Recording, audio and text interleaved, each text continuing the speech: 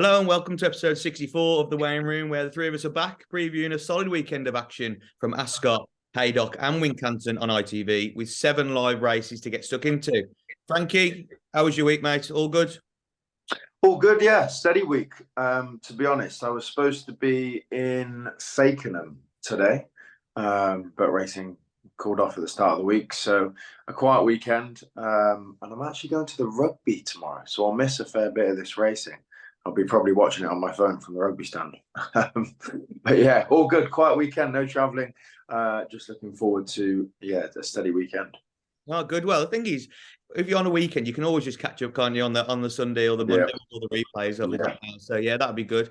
Paul, obviously, just touch on a bit last week. Obviously, Jonbon was a big talking point, wasn't he? What did you make of his performance, and what do you make of the Arkle now? I thought it was grand. I thought his performance was blown out of proportion, really. Aidan was travelling in his comfort zone, and Harry saw an opportunity down the inside rail. It was always going to be cat and mouse with just the two runners. You know, he was never going to go and win by 10 lengths. So Harry saw an opportunity. Jonbon's in cruise control, we'll say, and the skeleton horse has just shot past them and caught Aidan and Jonbon on the hop. I think just off the top of my head, the skeleton horse winged the fence where Jonbon was a bit slower at it. So that momentum, everything was pushed forward. And Aidan never really looked to panic. Like, he never asked for maximum effort. He did give him a slap down the neck just to kind of keep tabs on Harry Skeleton's horse. But, you know, the race, they were really trapping from the turn in on the approach to the last couple of fences. But to me, it was a case of job done. You imagine if you're running yourself, James, and you're going along in a nice, you have your rhythm. Frankie, you could imagine it as well. Like, you're running along, and then someone trying to be smart just shoots by you. Sure, naturally enough, they're going to gain a couple of lengths on you. You know, they are going to gain yards on you, and you're going to have to go and chase them. But did Aidan look overly worried? No, he didn't. Like, it was a case of a job done. And like I said, it was never going to be just two runners. It was always going to be a tactical affair. Yeah, and like we've talked about it, and we'll talk about on this week's pod, the lack of runners in the race was, for me, was just. I wish Haydock Wincanton was going to be in the race. Obviously, we talked about it last week because it made it a bit of a farce, didn't it? Like a 2-runner race for a prep for the big Grade 1 at Cheltenham. I thought personally that a 136 rated chaser, that I know he didn't have to do much to get back up and win, but if El Fabiolo did that to him in the Arkle, he won't get caught. So it's one of them. It was a good enough performance. Slightly disappointing from the aspects you probably just wanted to see him trot round and nothing touch him, but he's still fighting in there. And he might be a bit of a price now, mightn't he? 15 to 8 is probably the biggest price he's been for a long time for the Arkle. So but we were going to touch on all Cheltenham stuff later on in the coming weeks, with only just over 3 weeks to go to the festival. But this week we're going to be focusing in on Ascot, Haydock and Wincanton. We're going to start Ascot, gents, and the first race of the afternoon on ITV is the 150 Grade 2 Reynolds Down Novices Chase, over 3 miles. A race over the years that's been used as a prep for the Brown Advisory or the Ultima. If you look, Corrit Rambler fell in this race last year, unseated rider, and then went on to win the Ultima. So it is normally a race you can look towards the Cheltenham Festival, but this year probably it isn't that race, because again we're talking about lack of field with only 4 runners going for this Grade 2. We've got Bold Endeavour for Nicky Henderson at the top of the market, 4 to 6. Pinondu Kwetu, 11 to 4, who can't stop winning. JJ Riley, who was a good winner last time out, 9 to 1. And then Oscar Elite at 12 to 1, who did finish 3rd in the Ultimate last year. So, Frankie, we'll start with you on this. Disappointing field size again, but who are you going with? Yeah, it is. It makes for frustrating betting as well, because it only makes the favourite shorter when it's, got a couple of horses to try and beat. This Pinondu Kwetu is fascinating. I watched every single one of those 6 successes back, or at least the finish to every single one of them. And Johnny England and Sam England have done such a smart job with this horse to keep that kind of going up the handicap and keep on winning. And, it hasn't been winning by wide margins on paper, but you watch it, it's been winning comfortably enough. So it is a fascinating runner. When I looked yesterday, it was a bit of a better price. It's frustrating now, 11 to 4, to go and beat Bold Endeavour, I think is now it's quite hard work to take on the favourite with that. The favourite's won 2 decent handicaps, carrying top weight. Again, has finished races easily enough, has to step up in trip, but is probably the class act here. So, like I said, it's quite frustrating with 4 runners. You're not really getting a price about anything. And I would have liked to have an each way stab at Canodo Cueto, but given the small field and the 11-4, I think the favourite's going to be the safer bet.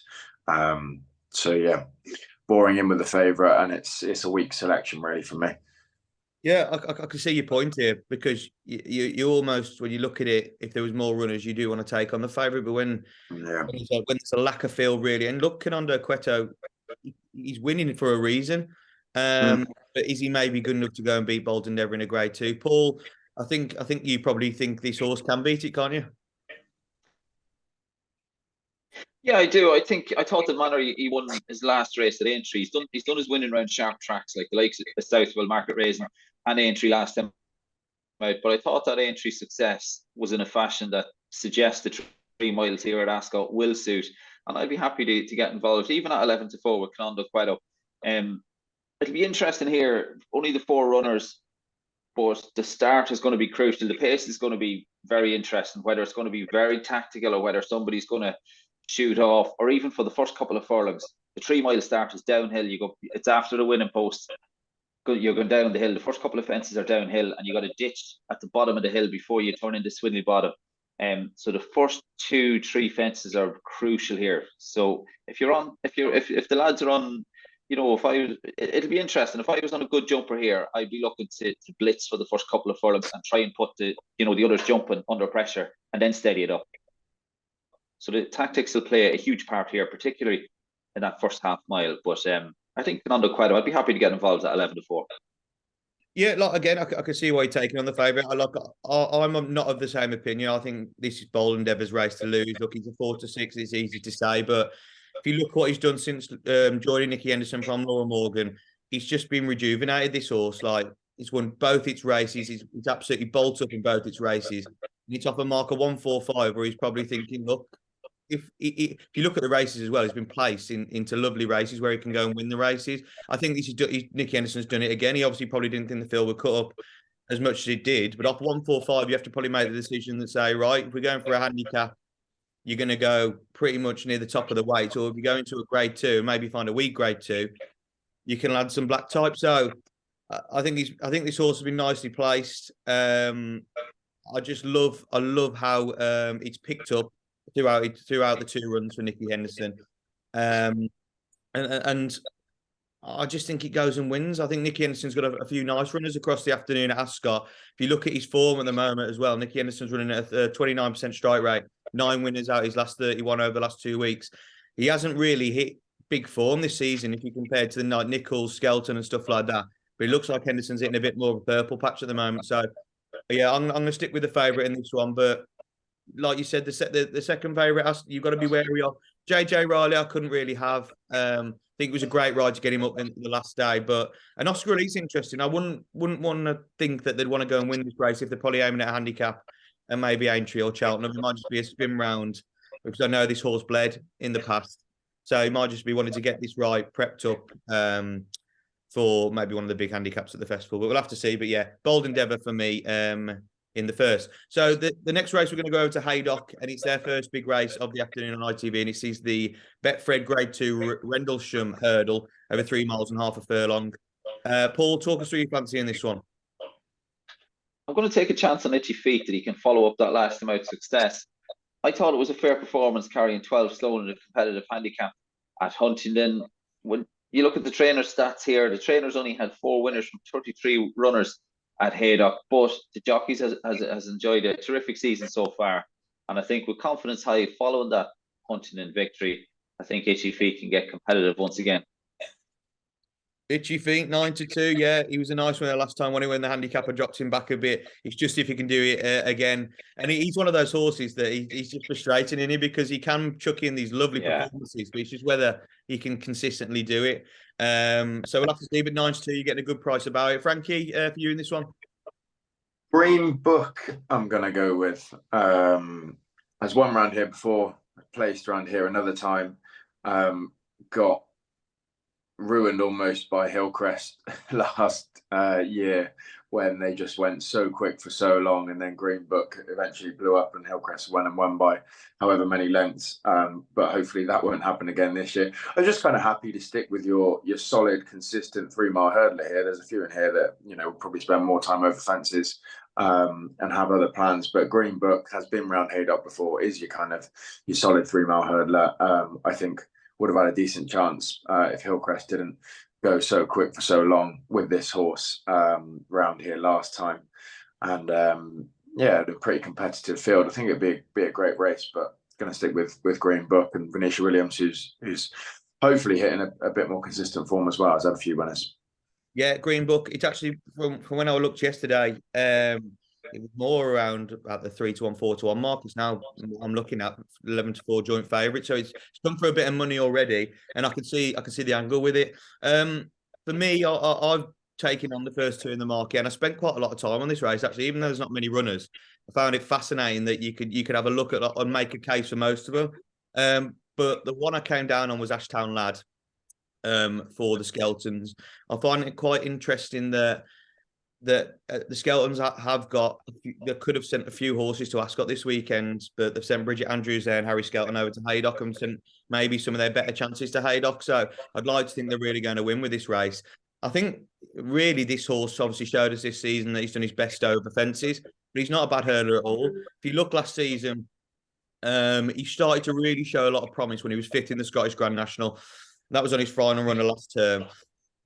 He was back this season at Aintree in a Pertemps qualifier that's worked out really well. Remastered's gone on and won since. Milan Bridge came out and won. He was 3rd that day. Obviously, Ashtown Lad then came out and won the Beecher Handicap, didn't he, at Aintree off a marker 138.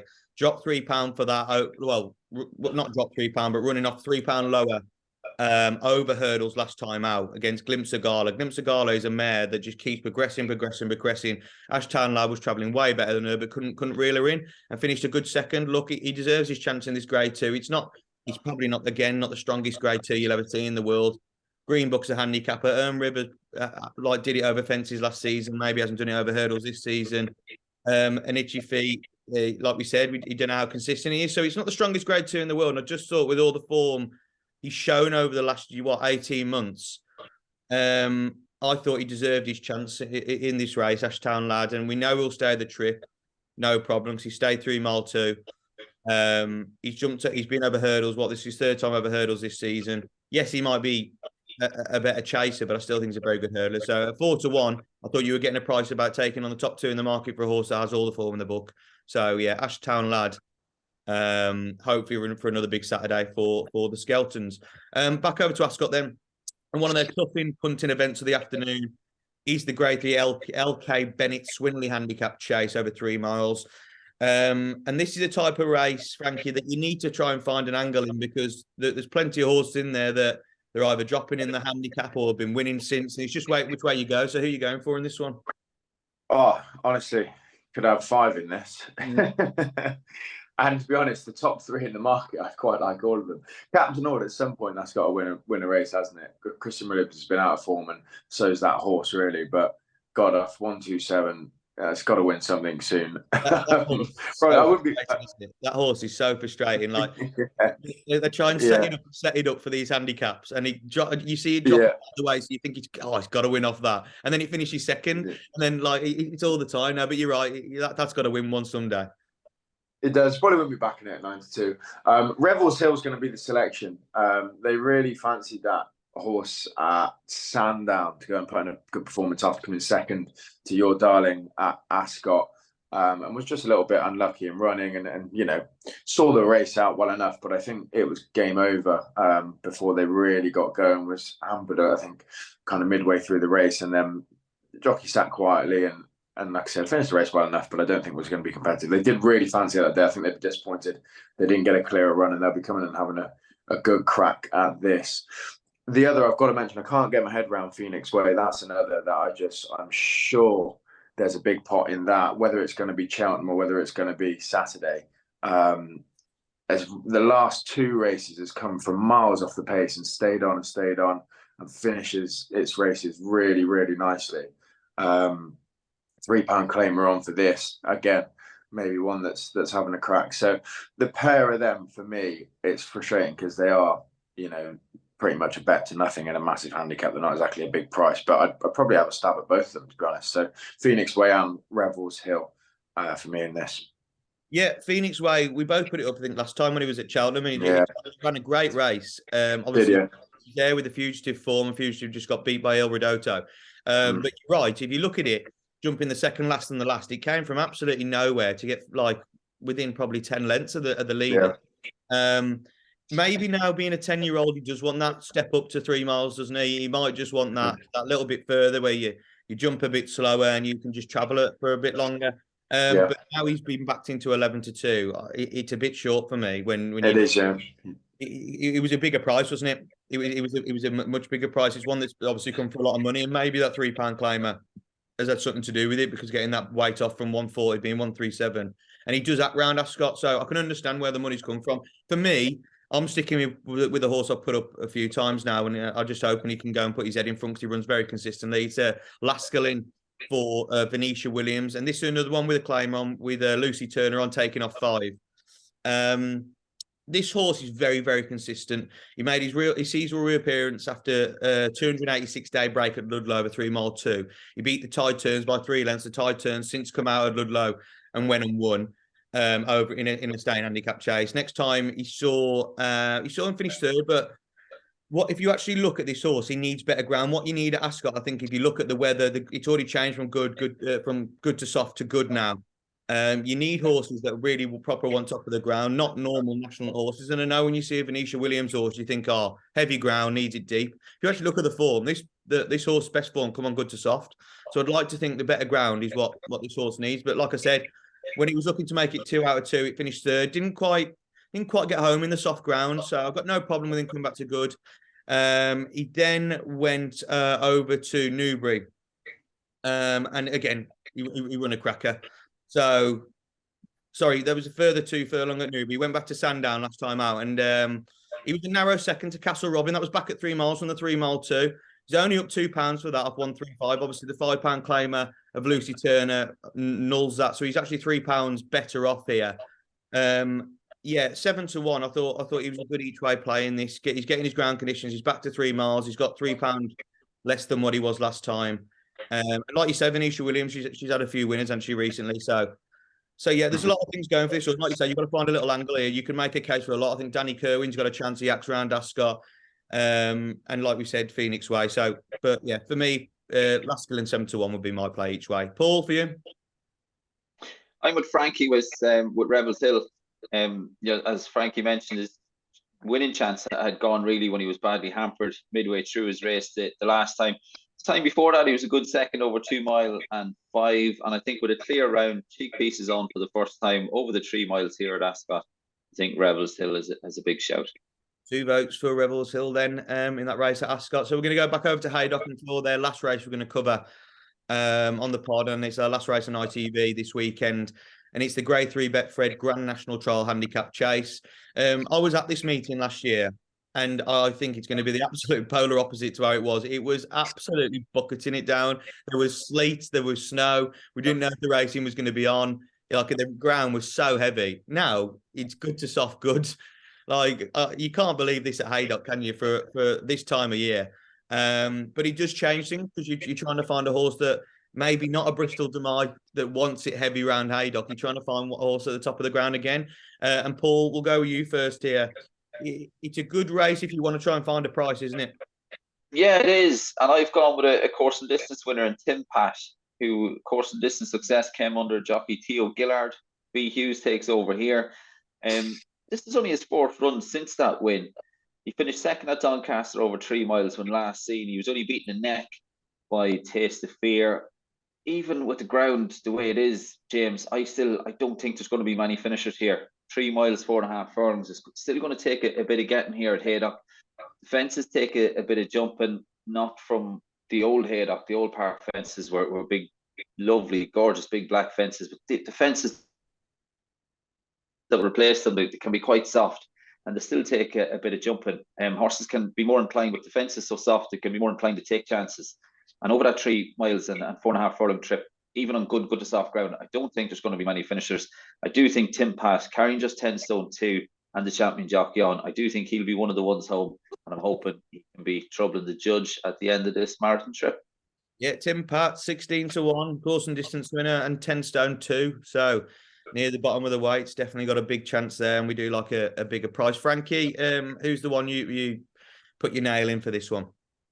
Yeah, as a race, I struggle to fancy anything that strongly in, if I'm honest. So I'm kind of playing the two Amigos as my selection.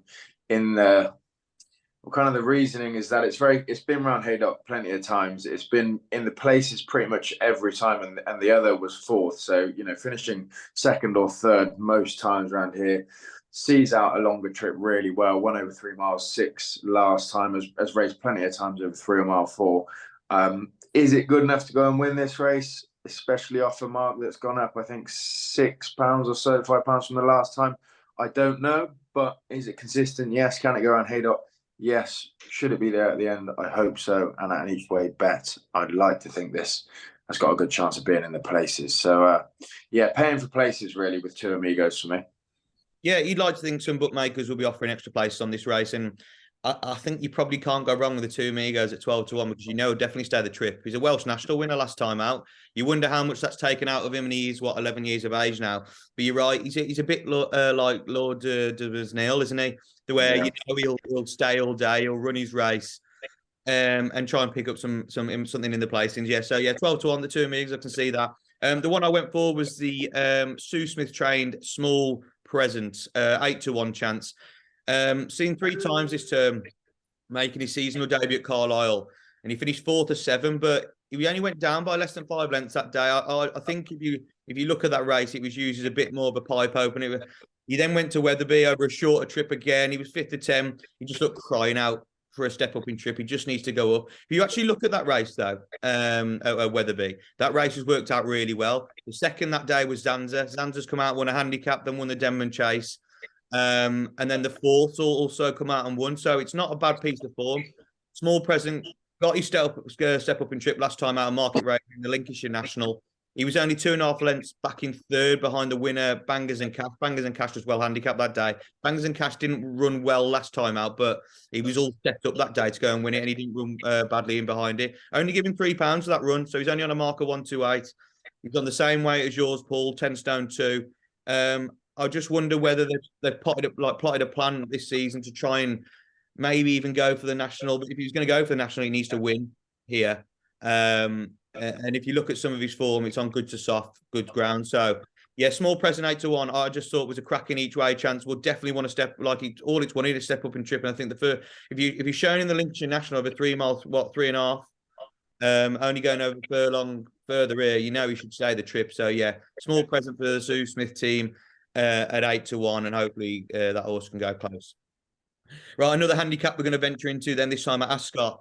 He's the Ascot Racecourse Supports Box for Kids handicap hurdle of a 2 mile 3.5 furlong. Quite a valuable pot actually, Frankie, for this one, and it's quite a good race. Who'd you like?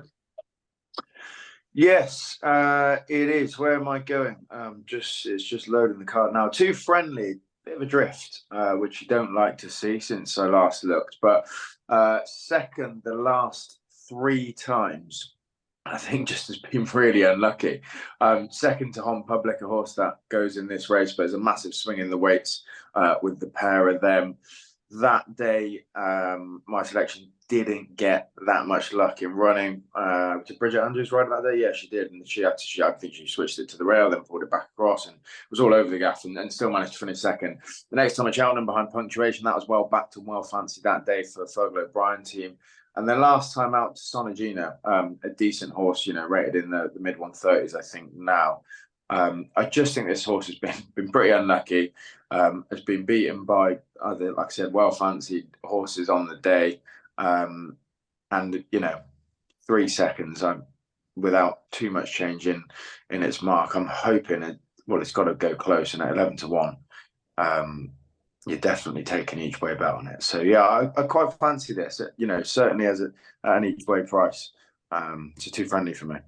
I'm not sure how Too Friendly didn't win against Sonagino last time. If you look at the Harry Skelton, That is the only thing I would say, yeah, is if you back this horse, don't get too excited because it does seem to travel really, really nicely. Yeah, it really does. You know, over the kind of last two hurdles, but doesn't quite find enough to win, which you don't really like. But as an each way bet, you know, you'd be happy to come second again at 11-1. So, yeah, don't get too excited, you know, coming to the last, because it has been travelling the last three times and just somehow hasn't won.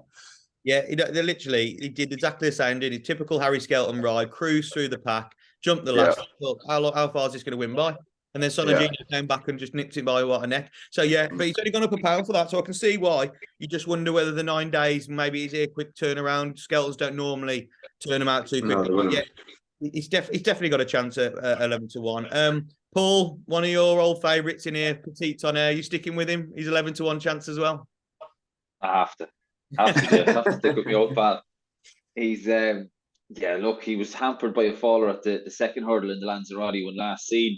He eventually pulled up in what was a funny race, I think it's fair to say. I know it was testing conditions at Kempton, but only 4 runners from the 20 that set out got round, completed the race. So yeah, I disregard that now. He ran well to finish second behind Red Wrist the time before that. As you mentioned, he is a horse I like a lot. He's high enough in the handicap now, but I do think there's a decent pot in him. I think he will pop up with a price, and I'm hoping Saturday is the day for Petite Tonnerre. Yeah, 11-1 chance. We do like sticking with horses that we put up before, don't we? On this tough, isn't it? Yeah, we do like 11-1. Like it's definitely. I think, like you said off air, this horse has definitely got a race in him. He definitely has. It's just when he finally does it. But yeah, we'll just have to see. But 11-1, you're getting a price about it. I found this race really tricky. Like trying to make a case for a few horses. I think Jello for Venetia Williams again might want softer ground, but I think he's another horse that he travels well into his race. And obviously the first race he went on to win at Exeter. That was a brilliant performance. So I do like that horse. Zoffany Bay, that is such an interesting horse. That is off 700 days. Peter Farr bringing it over. Could be a hot pot of 1-2-2, couldn't it? Like 700 days off to bring it over for a handicap in England. Like it's one of them, isn't it? Where you think, oh, how obvious was that? But 700 days off, you maybe just want to watch it. So the one I went with was Irish Hill. Top of the market, boring, but you're still getting 9-2, which is a good price. I think you can play it each way to nothing. Hopefully getting some extra place in this race. This horse is still a 5-year-old. It's got a lot of learning to do. It's got a lot of progression to come, and I'm hoping off its marker 1-2-8 that we haven't hit the ceiling with this horse. If you look back throughout his career, last April, he got off the mark at Chepstow handicap hurdle off 1-1-2, sent to Warwick in May, up £4 to 1-1-6. He was a good second. He then went to Fontwell, second. He was second again behind Quinta Demar, who was well handicapped that day. Got back to winning ways at Taunton. If you look at the tracks he's run at, it's just been like, let's try and progress this horse, try and keep it going. They're not the biggest tracks in the world. They're not your Saturday tracks. They're just midweek stuff that, if you look as well, it's all April, May. They're all good ground. This horse really likes good ground. But yeah, second up to Fontwell, and then went to Taunton in November, and he took on Itzo Fury for John Joe O'Neill's stable, and he beat that horse by 4 lengths.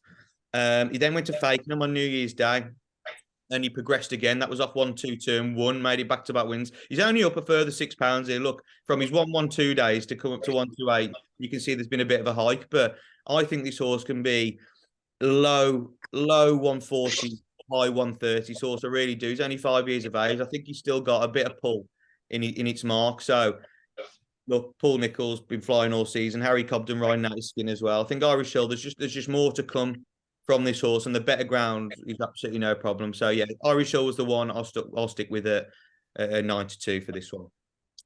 Right then, another top class event we're going to get stuck into this weekend is the only race on ITV from Wincanton. It's the Grade 2 Kingwell Hurdle. Again, we're only seeing 4 runners, but it's 4 runners that are taking on each other. It's set to be a very, very good contest over 1 mile, 7 furlongs. Paul, we'll go with you first. Who's your fancy in this one? I like First Street, who finished ahead of Nappers Hill, and I like to move it when they met in the Relkeel at Cheltenham on New Year's Day. That race was won by Marie's Rock, but with only the 4 lining up here, this is set to be run at a set to be a more tactical race. There is going to be a bit of cat and mouse, I'd imagine, here, but First Street does like to be dropped in, and I think regardless of how the race is run, I think First Street can confirm that form. and I think he'll finish ahead of his rivals once again. Yeah, First Street 11-8, Nappers Hill 7-4. I like to move it 10-3, and Global Citizen 33-1. Frankie, with Paul on First Street? Yeah, of the same opinion, really. Just can't see that form being turned around. I think First Street's the best horse in here, and that should be shown again. Can't really see that New Year's form with the other two changing, if I'm honest. So yeah, First Street in for me as well. Yeah, I'm going to make it a hat trick. First time we've all agreed this week. Yeah. Nappers Hill is a horse I do like, and I put it up a few times, and he has showed progression this season. But I just think First Street's actually a better horse than Nappers Hill. If Nappers Hill doesn't beat First Street this time around, Wincanton 1 mile 7, where it's already won, obviously beat So Royal.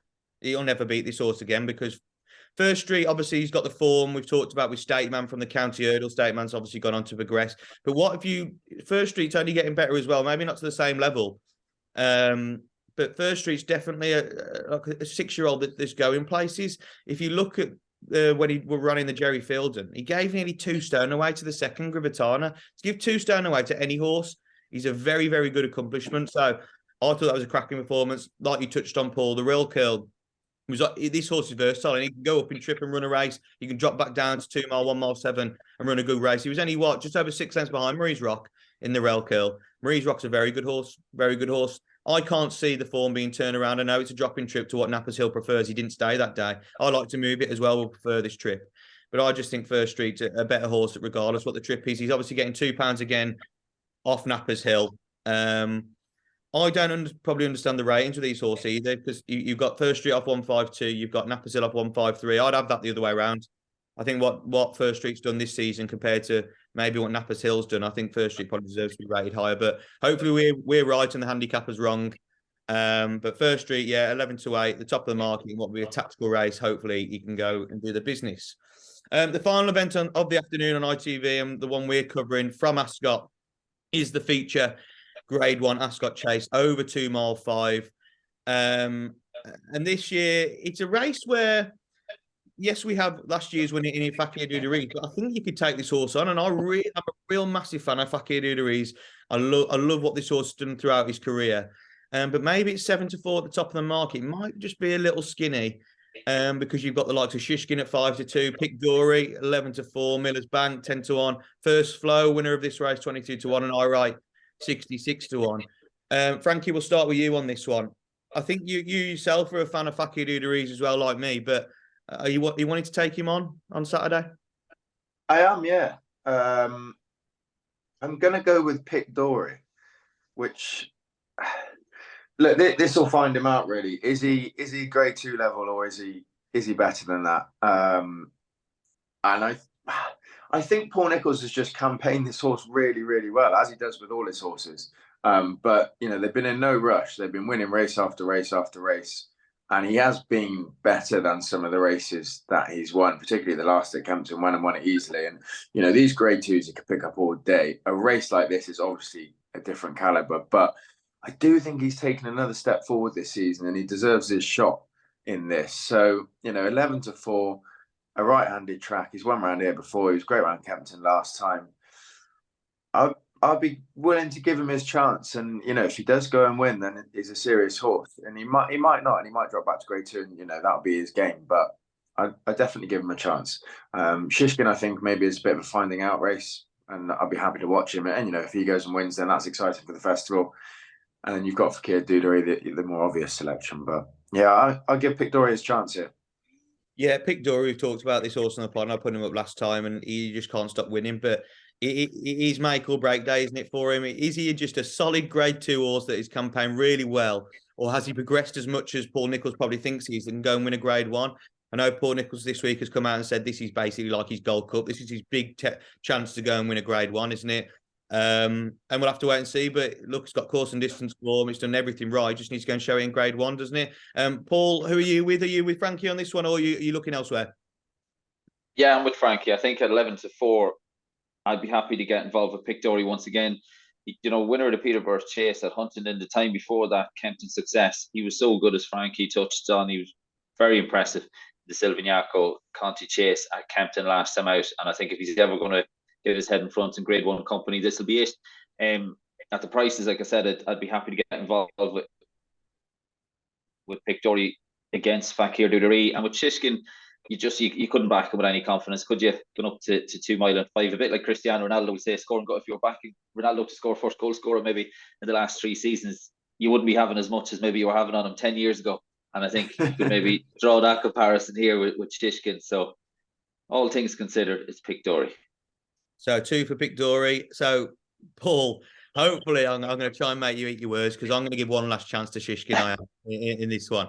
I understand it's a very chancy selection, very tentative selection, but there's a few reasons why I'm going to go for this horse and just give it one last chance. I love this horse. I love a horse, and I think many do, that go through the sport and win and win and win, and we think it's the next superstar, and they come out and win all the time. Obviously, this horse has found no form in the last year or so. He's had that rare bone condition. I think you'll know more than me, Paul, on this with horses, but it's I was looking through, it's like something to do with his palate, that they've found out that, I think they've rectified it now, but it was another issue with the horse's palate that they've worked out now, and hopefully got it back to where the horse is. But what I think about this horse is you're getting 5 to 2 to take a chance that, look, Nicky Henderson, he's a brilliant trainer, so why not trust him to say, look, this horse, it's going up in trip. We've shown at home that he wants to go up in trip, and it's going to improve for going up in trip. Personally, for me, I would have shoved it in the Champion Chase. He's a very quick horse, never lacked pace. But I think if you look at what he did at Ascot last season, when he's taken on Edgemeen, the further he went, the better he was going. So you can definitely say why, you can see why they want to step it up in trip. This horse went 10 races unbeaten over fences, hurdles. He was a 3-time Grade 1 winner, multiple Grade 2s. He is an absolute superstar. If he gets back to anywhere near his best, he'll blow this field out the water. It's just if he can. That's why you're getting the 5 to 2 about this horse. I love Fakir Duderee, but the reason I want to take him on is because if you look at his last race, yes, you'll see on the race card a 1 next to his name, but he should never have won that race. A lot of people said, yeah, he might have got up with Horton Claws. I think Horton Claws would have won that race. He wouldn't have fell. My worry is with Fakir Duderee, and I know he's a younger horse than Shishkin, and Shishkin's 9, but Shishkin's had these little conditions, had these little niggles, and where Henderson runs his horse, he only runs them 3 times a year. Fakir Duderee's, he's 8. He's been running for his life since he was 4 or 5. He's had so many runs throughout his career that he might just take its toll, whereas Shishkin at 9, I'm not saying he's probably still progressing, but he might have a bit more juice in him. I couldn't have Pictory. Look, I hope for you lads he goes and wins, but I've always said I think he's a Grade 2 horse, and I think he'll hopefully, if they both turn up at the top of the market, they'll show what a Grade 1 horse actually is. But he's got all the form in the book to go and do it. But yeah, I just, off the basis you're getting 5 to 2 about a horse that you thought was unbeatable, and the vibes they're saying if he's going up in trip he's going to improve for it, I'm going to trust him on this occasion. And he'll lay down a massive marker only for the Ryanair, with Allaho dropping out. So Shishkin 5 to 2. Hopefully the boy can go and do it, but it's his last chance for me, because if he doesn't do it now, and if he pulls up or doesn't jump the same, you could just say he might be gone at the game, mightn't he? So fascinating race. I'll have to see how it turns out. So lads, that's everything for this week. Cracking race, 7 races covered. So now all I'm going to ask you for are your naps for the weekend's action, please. No luck for us last week. Hopefully we can get back on the winning nap train. So Frankie, I'm going to start with you this week. Who are you going for? God, I hadn't thought about who my best bet would be, but First Street I think is very solid. Not an exciting price, but should go and win that race. Just think the best horse in the race. So yeah, First Street, and then to be honest, a very solid 11 to 1 has got to be Bridget Andrews riding that handicap. The name's gone too friendly. But yeah, we'll stick with First Street as a nap. Paul, for yourself, we're going over to Dundalk. No, I think Dundalk. I think winners are going to be hard to find at Dundalk tonight. There's one I think to keep an eye on the market for, California Gold Rush in the 455s. There's no money at the moment, but an interesting trainer jockey combination in Kevin Coleman and Shamie Heffernan. California Gold Rush put his best foot forward when Shamie was on board 2 starts ago. Finished 5th on that occasion. Wasn't beaten overly far by the winner. So just keep an eye on the market for California Gold Rush in that 455 at Dundalk on Friday evening. But best bet over the weekend is, I'm going to side with Revels Hill, that 225 at Ascot Saturday. Yeah, lovely stuff. I have got a nap, but I'm waiting for the price to come out. It's forecast 2-1, so I don't know if I can put it up because if it comes out short, I won't nap it. But just keep an eye on Attica in the first Ascot for Nicky Henderson. This horse is seriously progressing. I think he can really put himself in the Ballymore mix. Not to say he's going to go and beat the Irish, but I think he'll put himself to go and run in the race. He's 2 out of 2 out of hurdles. He's getting his first chance up to 2 mile 3.5, but he's been running over 2 miles. If you watch that run against Master Chewy up the hill at Cheltenham, the fractions Nico de Boinville set was unbelievable. And then to go and find more up the hill to beat it was brilliant. But I don't think I can nap it. I want to, if the price is there, and after this, if the price comes out and it's 2-1, it's my nap. But if it comes out short, I'm not going to nap it. And the one I will go for the pod is Small Presence, 8-1 each way in the Grand National Trial. 3rd in the Lincolnshire Handicap, Lincolnshire National last time out. Only going up £3 for that. And I think he's definitely got a big chance and got one in him. So yeah, 8-1 each way, Small Present. Lads, that's everything for this week. And just before we finish, actually, we're filming at 5 to 9. I've just seen at the top of my screen on my phone, Tom Scudamore's announced his retirement as a jockey with immediate effect. No way. Yeah, so bit of breaking news, but it won't be breaking because obviously the show will come out later. But breaking news for us. Here. God, you wouldn't expect that, would you? I wasn't anyway. Announced his retirement as a jockey with immediate effect following a 25-year career in the saddle. So, yeah, I've actually tipped one of his horses in the 410. Yeah. I thought he was supposed to be running in. So someone else got to be jocked up on that. Anyway, lads, that's it for this week's pod. Thanks for all the selections. As always, hope you have a good weekend, Frankie, at the rugby, trying to keep your eye on a bit of racing. Paul, whatever you're doing, hope you have a class weekend. Be sure to like this video, comment your selections or your nap for the weekend below. We love to see what you're going for. And make sure you subscribe to Wiz Enclosure channel with only more content going to appear with the ramp up to Cheltenham just over 3 weeks away. All the best wherever you're back in this weekend. And thanks for watching.